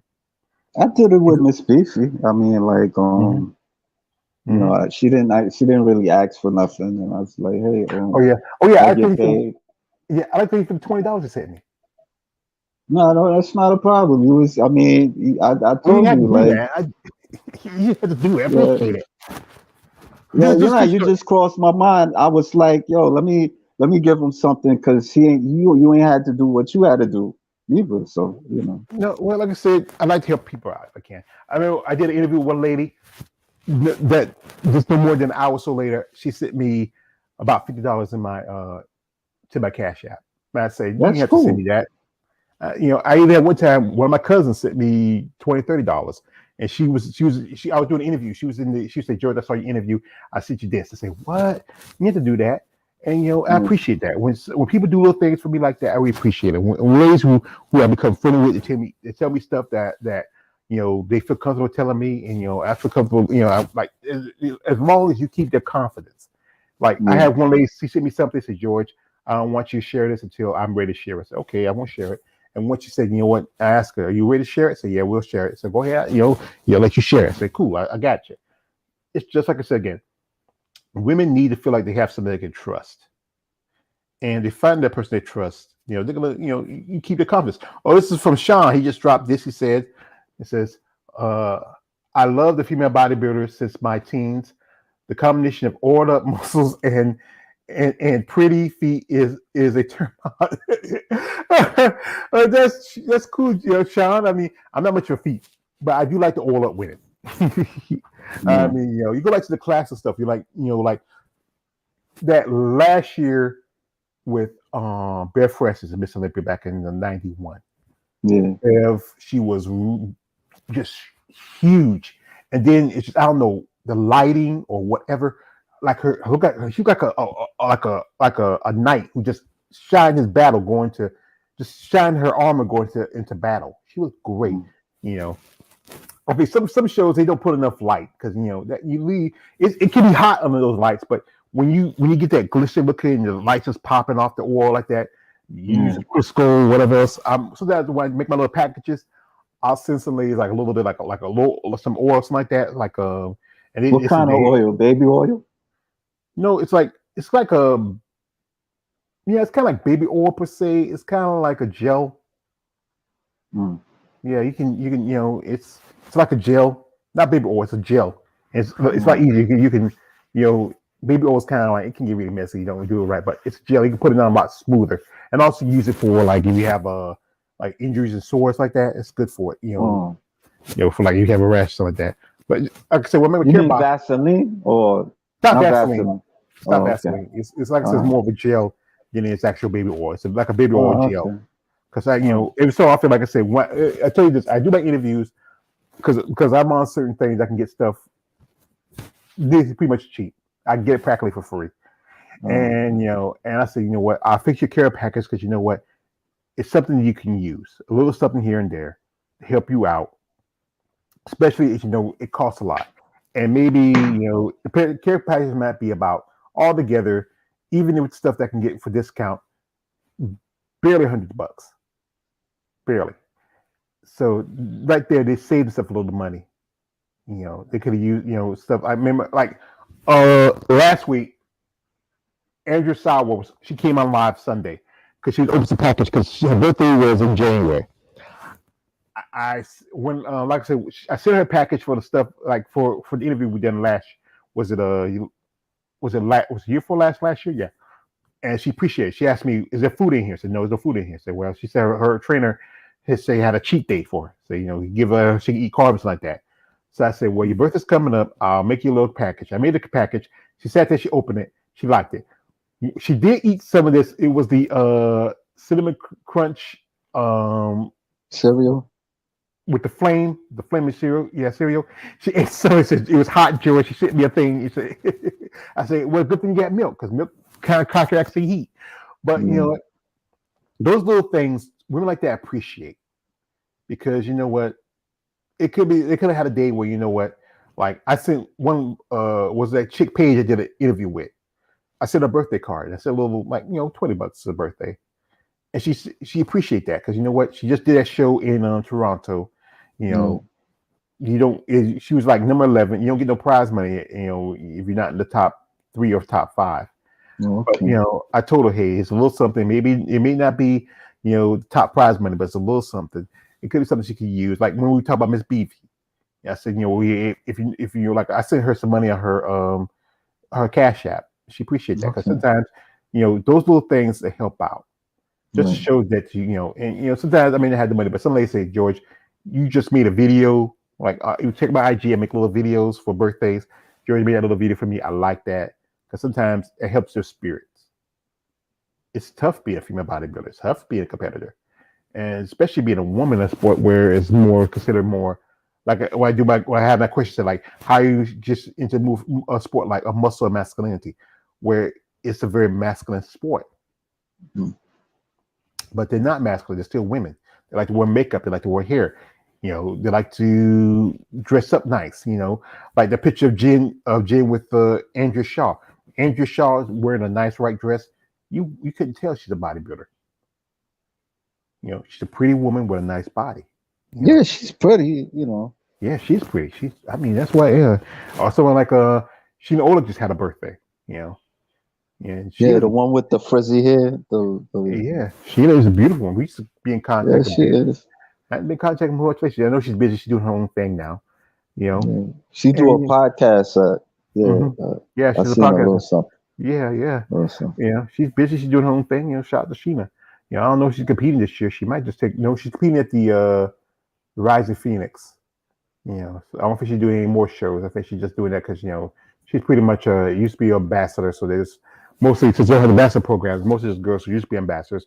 That's why I say I prize most of personally. They said Mona didn't apply this year because I think Mona taking a step back because last year wasn't so good for her because how she placed fourth, fifth at the Rising, and then I don't think she was in I think she was the top 10 at the top 10. I think Mona was 11th, I believe at the Olympia. So I think she's taking a step back. She's been competing ever since she turned pro constantly. So I think I think she's taking a step back this year. But it's a tough sport on these ladies. And like I said again earlier, Yeah. how what can be done to make it more popular. Like I said again, if some of these athletes reach out to some of these major news platforms and maybe do interviews, if they can really get people to educate, maybe do education, tell people, hey, understand there is some aspect about sports that's bad, but also aspects of sports is good. You get to learn about health. Like it's just so Wendy Fraternal talked about how makeup and skin and everything else. A lot of these athletes learn a lot about nutrition. They learn about health resources and all stuff like that. You can learn something from these bodybuilders, you know. But it's just about people if they want to listen, you know. Mm. And I would say don't judge these men and women on who they are. Judge them as just you see these big muscles. They're generally some nice people, and they're in a sport where they love and they enjoy competing, and they put their work and the time in. But society always going to have their idea of what's supposed to be considered normal. But there's no real normal. Like I got my friend, he just finally got himself a place. My friend X, I'm supposed to. He sent me some pictures. I'll post them later once everything gets settled. But he said we'll go back to normal. There's no, especially after the virus thing. There's no such thing as normal. When two things that happens when you have a war or a pandemic, things change. You can never go back to what it was. You have to go to the new ways, like how there's more safety, more health issues, more this, more that, because it has to change with the change in the environment. sad thing is some people don't want to change. They want to stay things the same, but you can never stay the same. Once you open that genie, like once you open that cork and that genie pops out, once everything goes out, you have to adapt to it. If you're not willing to adapt to it, it's like this. It's like anything. If you're not willing to adapt, you're going to not exist. Some things still exist, but then you have to adapt to the new things. Like, good example of this. When Dumbass and Chief had the government cut down Backpage, now you have a new thing called OnlyFans. Because, they found a way to try to make money. Because always like this, criminal enterprise, you can always make money off of criminal enterprises. Most of the most successful companies and richest families in the world got their money through criminal enterprises. And when you make it legal, like NASCAR, it was basically from the idea of, bootleggers outrunning police doing prohibition. But then when alcohol was legalized, they had a bunch of souped up cars. What to do with them? So on the weekends and on the times off, these guys just drive around and boom. NASCAR is one of the biggest sports in America. Yeah, it's called a sport. It's drive around the car in a circle for about 4 or 5 hours. Mm-hmm. Where you piss? I think you probably said those for like those space suits. You piss in the suit, but it's about teaching, educating people how things change, and things are not the same. Like I said again, if people let's say guys like Nick Walker, guys like Chris Bumstead, Natalia Coelho, Andrew Shaw, Sidney Gillen, the biggest stars in the sport of bodybuilding, stepped up and have a town meeting and then talk to people who have questions and get to understand that we're athletes. We do the sport because we love the sport. It's not, if we're lucky enough to get sponsors, that's good. If we're not, then most of it's on us. Majority of the IFB pros are living hand to foot. They have to borrow money to do this. They have to borrow basically they have to steal for Peter to pay Paul. Mm. Some of these ladies have kids. Some of these, they have families, and they still find a way to compete. You got to respect that. That's why I see somebody. I'm on online. I see somebody. You know what? I want to know their story. That's why I invite them on. Like my man Sean, he's friends with Jada. He used to be fat. He's like over 300 pounds. He lost weight. Correction to Sean, took 4th place at the Mike Francois show. When his last show, he wasn't even. I don't think he even cracked the top 5 or 6. Even cracked top 10. Come pop around, took 4th place. This Kylie, who we did interview, she took 2nd in the Junior USA's. 2nd in her class. And there's a possibility, she more likely we'll see her, maybe if she gets the right show, she might get her pro card. I'm still in contact with a couple of ladies who we did interviews with, and they're talking about one lady, she might do a show in November. She might do nationals. One lady's thinking about doing a show this summer. If not, those shows don't get her the pro card, they're both going to do a show that they might do it. It's just about that persistence, and you have to respect that. To keep grudging it. Some people, after a while, you know what? I'm done. I'm just gonna. I quit. But there's been times where someone walk away from the sport, and then that passion, they're sitting around and saying, you know what? Maybe I should try again. Like Melanie Horton, she's almost 60. Left bodybuilding, went to have kids, came back, still competing. I was talking about, she's still pissed that she didn't get picked for the Master Show. I said, well, Melanie, this is a new show. They probably pick the people by popularity. Next year, once how the show does, next year they're probably gonna pick you. Man. So you have any more questions, sir? I don't think so. You done said the mouthful. Well, like I said, I like to talk. Come on here and talk, because like I said, I got much else to do. I got to run a friend tomorrow to the license office, get a new license, and then I got some stuff I got to do and this and that. And I try to do something to keep my mind busy. This is why I like doing interviews. This is why I like talking about people, doing videos, because I like doing this. I used to work almost 18 hours a day. No, not 18, about 16, 17 hours a day. Now I'm home a lot more, and my mom's gone, and this and that. How long it been since you stopped working? I would say my last weird job was at least 6, 7 years ago. Oh, damn. Yeah. Then you had that heart attack, and I had a heart attack 10 years ago. Oh. Yeah. And then for a while, I couldn't really find anything until I got a little thing. And then finally after that, my disability kicked in. I couldn't work anymore. I couldn't, like I said.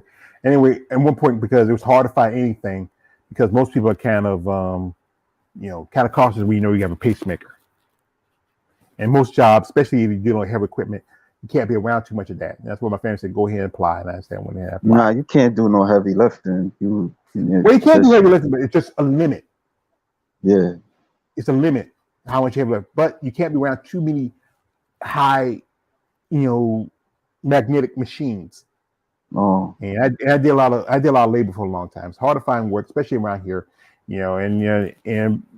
especially. And then I've been working since I was doing a little field work here and there, since I was a kid, and I think my body just say, you know what, we did all we could do. It's time for us to take care of ourselves, and now I'm taking my mom, take care of myself. Yeah. I don't know what to tell you, man. It's tough, but you know what, if it didn't happen, I think it happened because one thing. When my mom had her first stroke, her first seizure, I was here, and I knew she needed me. Yeah. And today it's been 3 years since she passed. Yeah. 3 years today. She died June 19th. God. Time flies. Yeah. I seen the Flash movie to change the subject a little bit. Yeah, I heard it wasn't shit. It was big disappointment because they don't want to. They messed up a lot of it. They messed up the ending real bad because they supposed to have, the Henry Cavill, and then I try to do a little something, but it ain't go the way I wanted to go. But I'm not gonna trash it. I mean, I did understand, the concept of the movie, but the certain things, it was like the baby coming falling off the building and all this shit. Like, what the fuck is this? I'm like, I wasn't turned on by it. Like, it what kind of reminded me of Aquaman. Like, it was like there was some things about Aquaman, it was cool, but some things about it didn't move me. Like, it was corny. Yeah, it didn't excite me like that. You're just looking at it, like, and then even like how he run Flash, like, like, what is this? Like, he's swimming now, like, well, his style probably basically like the style of how some track stars run, because some track stars run like that. Like they tell you the mechanics of running, but his style supposed to be different from because he throws his arms like he does. His style supposed to be closer to what somehow track stars how they run. I heard that he got that from a swimmer or something. Yeah, like almost they're imitating that.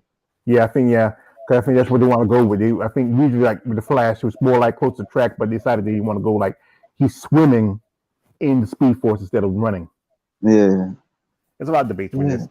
And the big disappointment is that Henry Cavill. I like Henry Cavill as Superman. I mean, they messed that up. I mean, I think the guy James Gunn. I think it's something he did because he left Disney. Say so like he probably told him, say, we don't want the Marvel movie. You don't want the DC movies to be better than Marvel. So you mess it up. You fuck it up. You fuck it up. So she's my favorite. But that's not it. I mean, it wasn't too bad. It really wasn't. It wasn't. It just. I guess it was the hype, and then after a while, like I'm looking at it, it's like I felt like I wanted to. I was just like anxious. I want to leave.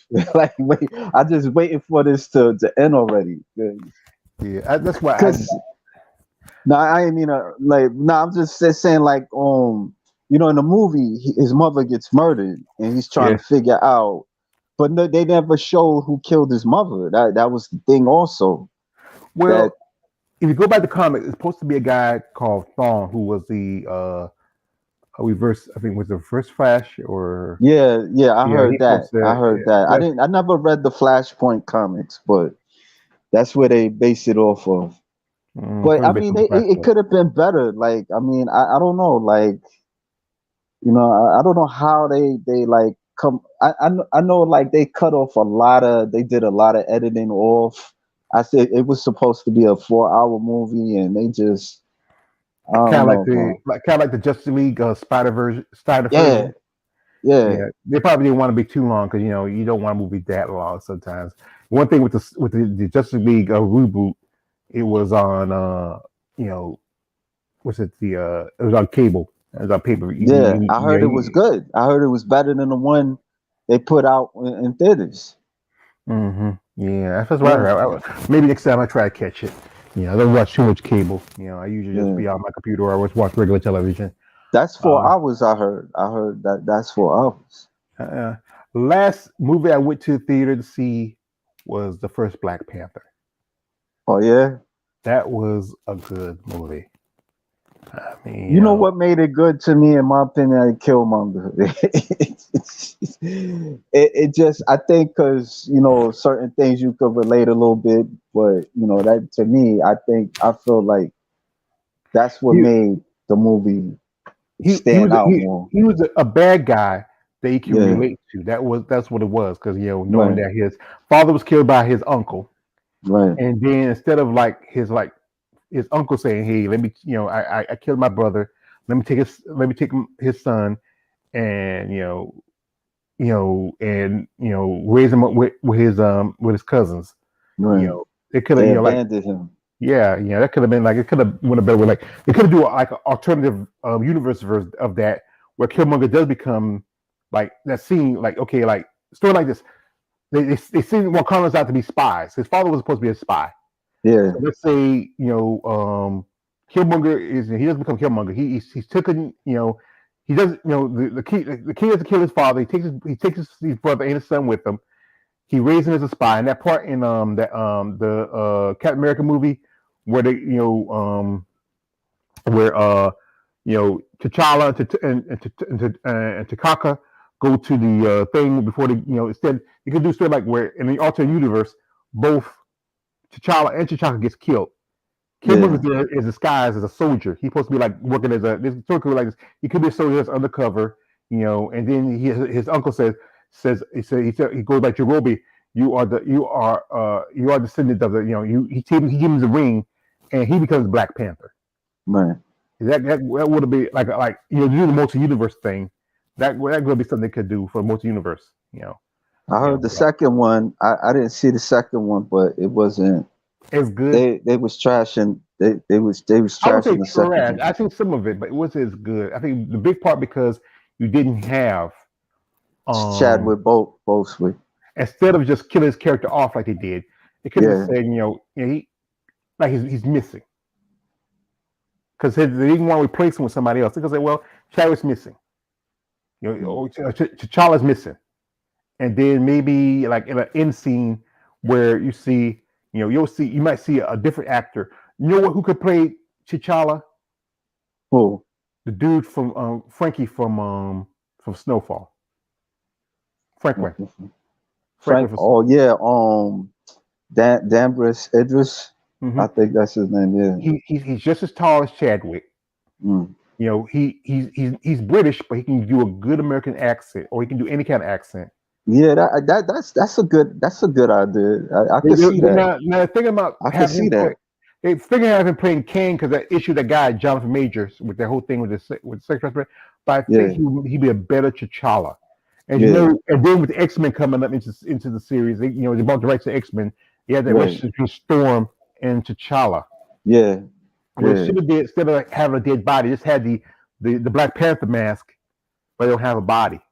Right. They could have left a room open because they say we don't want to place. No, we place him. If Yeah. even though he's not as it's not like how they replaced when they replaced what's the face Terrence Howard who got replaced by Don Cheadle in the Iron Man movies, Yeah. and they replaced somebody else a character in the Marvel movies, but you have an actor who can take his place. It's just Chadwick said like this: the Black Panther was just about him. It was about the story. If you have a good enough actor who has enough, and I hate the fact that they kill off Angela Bassett in the movie. You know, Man. but it have a good enough actor who can take the role, run with it his way. Hey, even if you can replace Batman, Superman, James Bond, you know, have so many different Jokers actually play the Joker. You can have actor play that character. Yeah. Hmm. Unfortunately, it ain't go that way. Yeah, that's unfortunately. They don't Man. think like that. They just think, hey, we just sure he was the Black Panther in the comics. That's true, but Yeah, he's only Black Panther for a while right. until T'Challa came back. He was healed or whatever else. It could have been also it could be a great way to bring in Storm to the storyline. Where there's one point when T'Challa was young, he was traveling around the world, and Right. he traveled outside of Africa. That's how he met Storm. Okay. And the X-Men thing with the X-Men's coming, you know, but Yeah.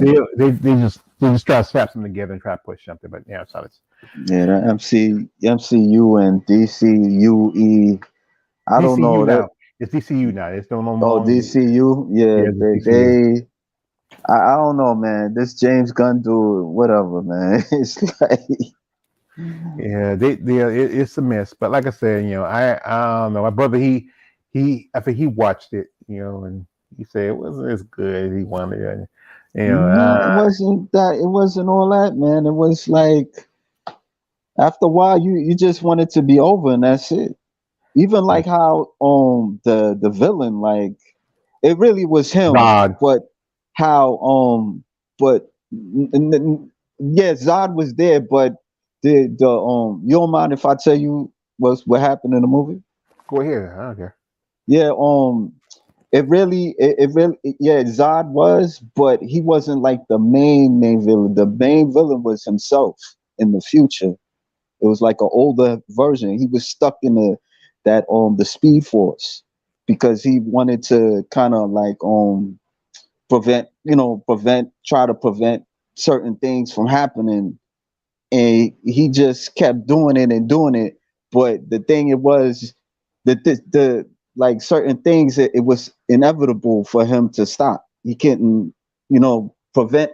It was a paradox to it. That's the best way to explain it. Kind of like, Like what they're doing with the Into the Spider Verse movie. right. Yeah, kind of. I They seen did that. I think that was. I a little wouldn't say it better. was all that great, but it was cool. Like the second one, it was better than the first one. That was cool. I seen that like a couple of weeks ago. That was cool. Mm. That was cool. I saw the first Into the Spider Verse. I like that one. I haven't seen the second one yet. Yeah. But folks, this was a great discussion we had about this. If this is what I said again, will they start filling these requirements into women's bodybuilding, women's physique? I don't know. Will this force other competitors to move up to divisions, like especially if it trickles down like divisions like most definitely figure, physique. I don't know if they're gonna put into bikini or wellness. Those divisions have a set. I think they do have a set criteria.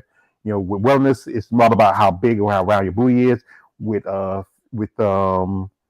bikini, it's about more how you have a certain physique or how it works. It's just that would pretty much too much of the divisions.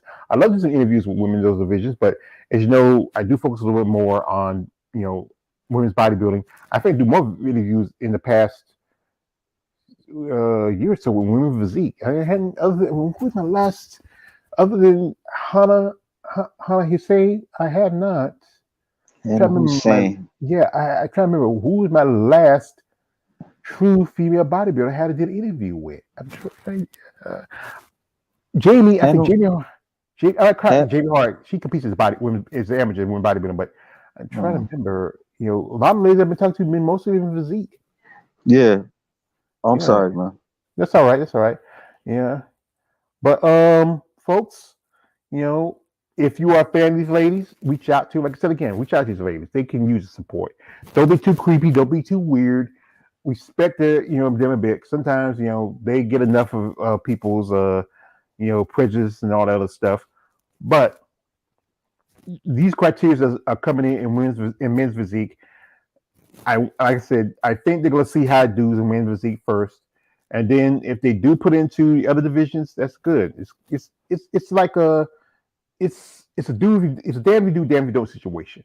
If it forces some women to go up to another division where they're more suited for, or if some women decided, I have to really Make the adjustments because that's all it is. It's about making adjustments and what fits for you. If you feel like you are a physique competitor, stay in physique, but you know what you got to do. You can't grow or develop anymore as you are now. Because once you start put on any more muscle than you need, getting any bigger, they're gonna tell you, hey, the weight because that weight you got to go up here. Understand that when these criteria are set in stone, there's nothing you can do. Either adjust or get out. That's truthful of it. So anyway, I have to thank my man here, KL the Wanderer, aka KL Go Against Nature. Thank you for coming through, brother. Also, right. shout out to my man Jen Hannah the Emperor. Appreciate him. Also shout out to my man Sean Miller came through. Thank you, Sean, man. If y'all missed the live, go back, watch it again, give your thoughts with T. I know good part of me and him just talking about stuff, but hey, I enjoy doing that.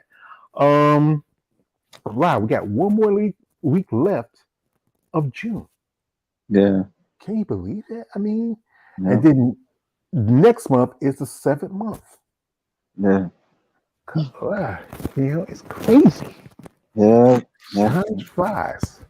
But I think we have a show in 3 weeks. It's a Portugal Pro, and I think that's the middle of July. That's one of the few shows that still have women's bodybuilding. Then I think we're gonna have some shows coming up. Like I think we'll have Chicago Pro. Also, I think we're gonna have Tampa. I think Atlanta's coming in, and after that, we have some we have some amateur shows coming up. Some ladies who I know are doing. I hope wishing best of luck. And congratulations to the lady who won women's physique, Miss Romana. I got the name wrong. She won. This is gonna be her second show, first year as a pro, and now she's going to Olympia. Right place, right time. That's why I tell you, competitors out there, it's about right place, right time. Take the opportunity. Like we have these shows where there's not enough for your bodybuilders, and you have all these physique competitors. Take the opportunity, jump over. I've seen some ladies who I'm doing physique. Go ahead and do bodybuilding. You might do good. You might get your pro card. Don't pigeonhole yourself. Most time is some competitors are pigeonholing themselves because they feel about I don't want. No, don't use that excuse. I'm not feminine enough. If you're still attractive woman, if you're a woman who have kids, you have a husband, you have a man, you got a wife, you got a girlfriend, whatever. Don't use that excuse. You're an athlete. And if you want to get to the next level, you have to be willing to take a chance. Don't miss an opportunity. Don't pigeonhole yourself because you feel like it's always going to hear this about debate about femininity. Yes, femininity is important, but it's not the be all. If you are an athlete, you like I say, women, hey, you want to be treated equal as men. Truthfully, not never be equal to a man. Men and women are different. But if you are an athlete who wants to get to the next level, you have to take a chance. Like any athlete, you got to take a chance. You're not willing to take that chance, you miss opportunities. And opportunities are far and few between. So anyway, like I said, man, I like to thank my man KL coming through. I like to thank everybody else, like, comment, subscribe, just share. Shout out to everybody. I hope y'all enjoyed this holiday. To me, every day's a holiday. I don't have no job. But anyway, and so again, this is man always Judge Fish, aka the Emperor of Female BBing Talk. Like, subscribe. I'm out. Have a good rest of your week.